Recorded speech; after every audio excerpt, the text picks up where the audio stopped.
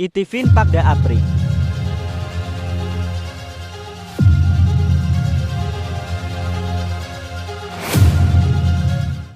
Assalamualaikum warahmatullahi wabarakatuh. Jumpa lagi dengan channel YouTube TV Pagda Apri bersama Mas Pramono, pakar budaya IT. Budaya akhirnya buri. IT politikus. Kok iso dadi Politikusnya di rumah. Pramono jenengku?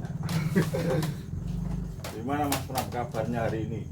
Kabar saya prihatin, Kok prihatin? memprihatinkan. Kok bisa memperhatikan? Reformasi dikorupsi. Kok bisa dikorupsi? Oh, karena cawe-cawe. Cawe itu bukannya di WC? Oh iya itu. Tapi ini masalahnya cawenya di gedung. Di gedung. Itu cawe ya itu.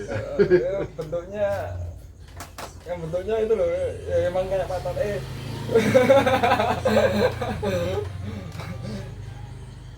Ini bahas apa ya Mbak? Bahas mancing atau politik atau mancing kok dibahas, mancing ya dilakukan loh. kuliner aja Pak? Ini Kuliner. mancing malah dibahas kok. Nganu ikannya melu Ini Mas Pram konferensi. itu tukang kuliner nih. Burjo se-Yogyakarta udah disinggahi sama Mas Pram. Ya Iya. Mas Pram. demi apa makanan murah. Saya Tenang ya aja. basa-basi. Kita itu menunggu anu ya, makan siang gratis. Cekirin itu.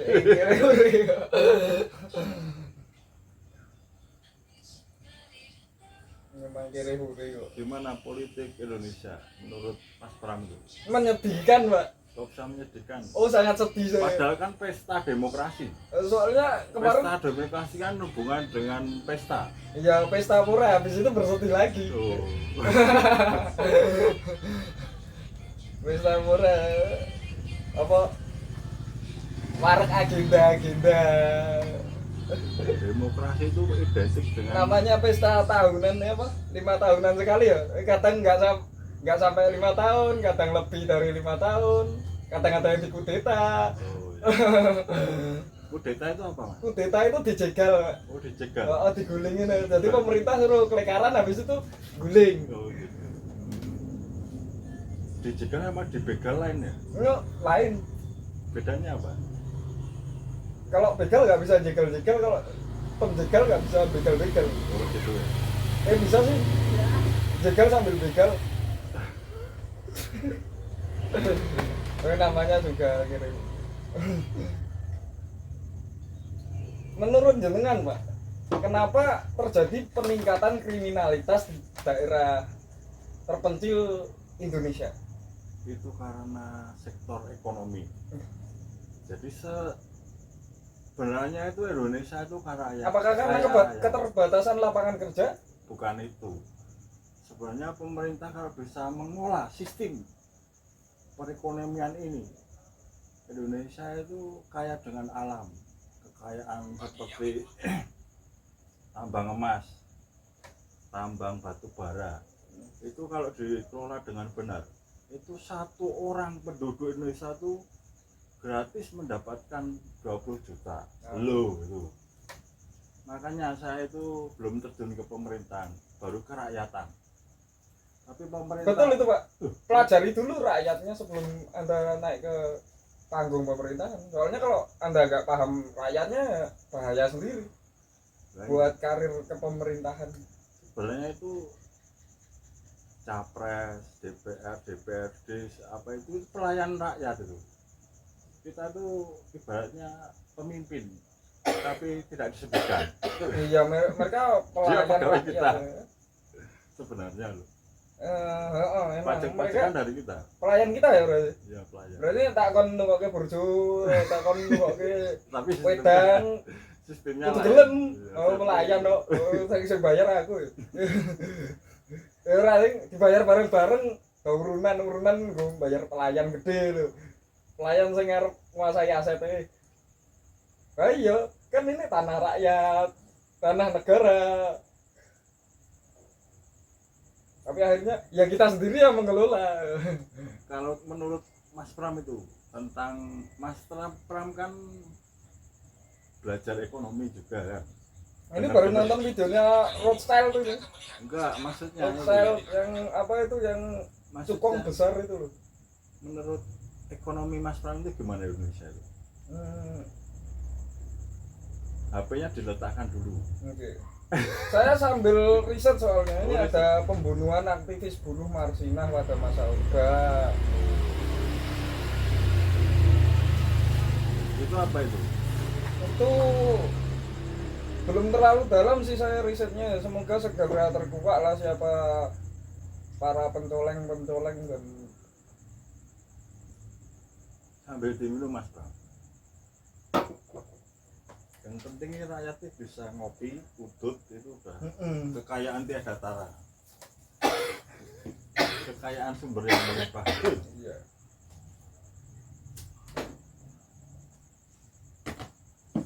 Kan pabrik rokok termasuk devisa terbesar negara ya.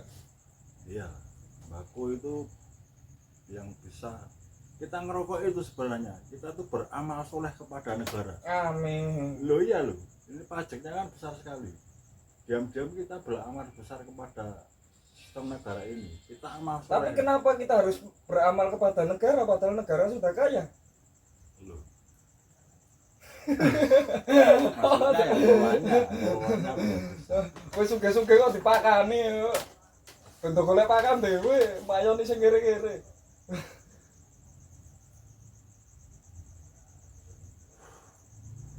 intinya dari semua inti, jantungnya dari semua jantung. Negara Indonesia itu adalah Pancasila. Ada Undang-Undang Dasar Negara 45. Yes. Dari Sistem itu harus diterapkan dengan baik dan jujur. Dengan amanah, pasti Indonesia akan damai forever selamanya. Jangan enggak gitu, Pak. gitu. Saya masih pesimis dengan itu. Soalnya banyak curut. Curut itu apa? Curut itu kayak tikus-tikus. Berhasil. Soalnya banyak curut. Harusnya gimana curutnya? Curutnya ya kalau bisa dikasih lem tikus. Kasih jebakan tikus. Untuk ekonomi gimana? Harusnya Indonesia itu. Harusnya ya menurut saya ya ekonomi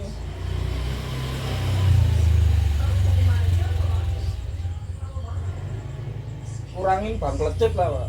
Loh, kok bisa? Oh ya, soalnya itu membunuh perlahan, cara perlahan.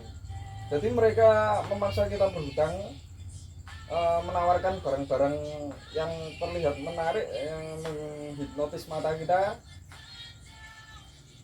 Angkot itu bukan barang, uang.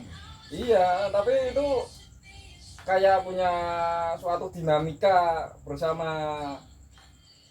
pasar bebas. Itu berkaitan, masih berkaitan. Kayak bisnis obligasi itu apa jaminan-jaminan oh saya nggak boleh sebut merek ya, kayak jaminan kreditur untuk apa ya, termasuk sebenarnya maksudnya asuransi itu sebenarnya masih sistem keturunan barat, itu sistem keturunan kapitalis Yahudi gitu. Masa sih? Iya. Padahal cuma bangkrut itu. Kok bisa setinggi itu? Kalau Bank Mandiri, Bank BCA, bank-bank ternama, bukan bank kecil gimana? Masih sistemnya bagus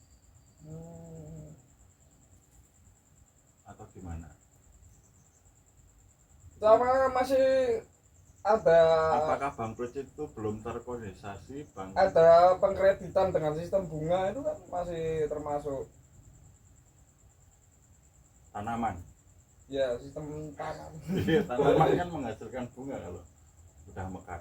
Iya, tapi bunganya Tapi bangkai ini. tanaman yang berbunga. Tapi ini bunganya bau bangkai ya. Makanya banyak bisnis ambruk sendiri. Bisnis ambruk itu karena tidak bisa mengolah. Iya, karena kebanyakan utang. Bisnis ambruk karena tidak pengelola itu dibenahi ke marketingnya, pemasarannya, sistem pelayanannya, sistem sasaran yang dibidik untuk pembeli, sasaran tawaran, itu pasti perusahaan akan berkembang gitu loh. Sistem, oh maksudnya strateginya Ya strategi perusahaan bro itu kita harus gimana, strategi untuk konsumennya, nah, betul. konsumerisme. Tapi kehidupan itu sebenarnya luas, Pak. Ini nggak bisa kita sempitkan sebatas dari sudut pandang produsen konsumer, Pak. Karena aspek-aspek kehidupan kita bukan cuma urusan dagang. Kita bisa cari alternatif lain selain apa, belanja barang-barang bermerek ya. Kita bisa,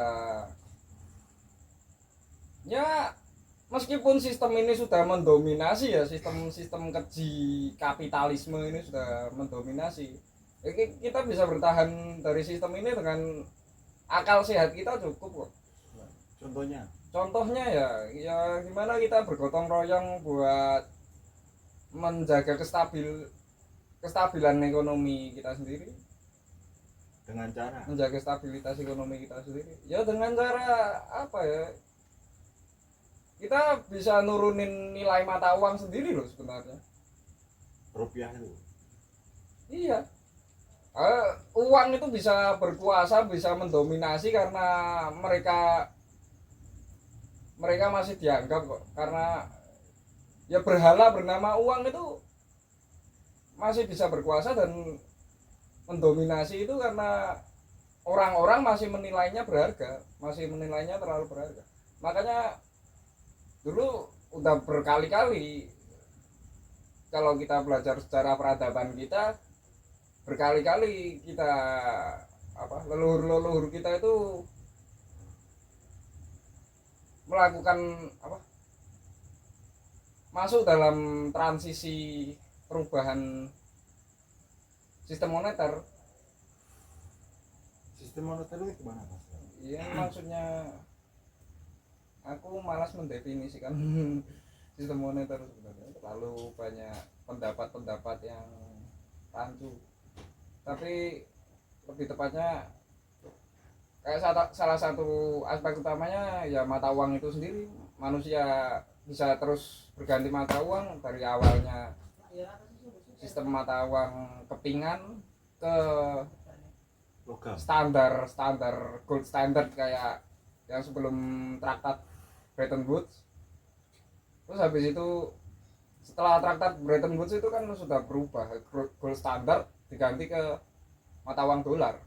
Nah, sekarang seluruh dunia itu seakan didominasi sama valuta asing yang dikontrol sama mata uang negara-negara adidaya. dampaknya Lebih mengerucut ke dolar sih. Mata uang yang lain masih kalah.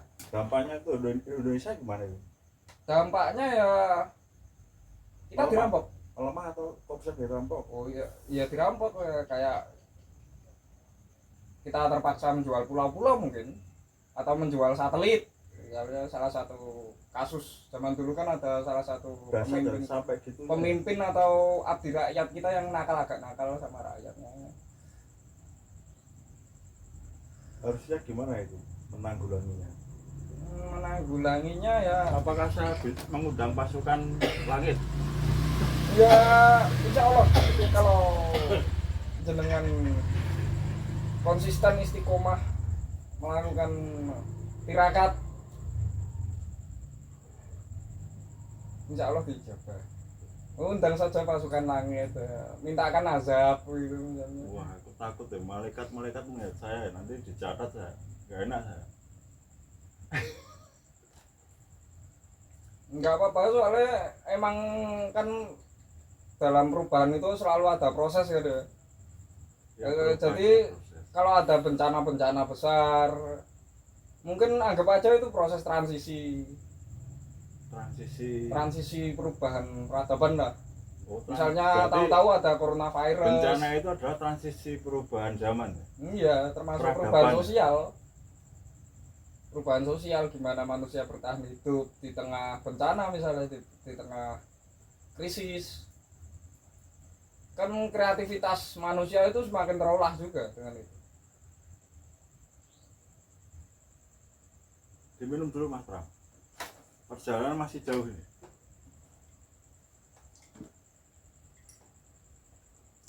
Kita masih melanjut perjalanan di awang-awang bayangan yang tidak bisa dilihat. Iya, soalnya kita kan sudut pandang kita terbatas ya Pak, nggak bisa.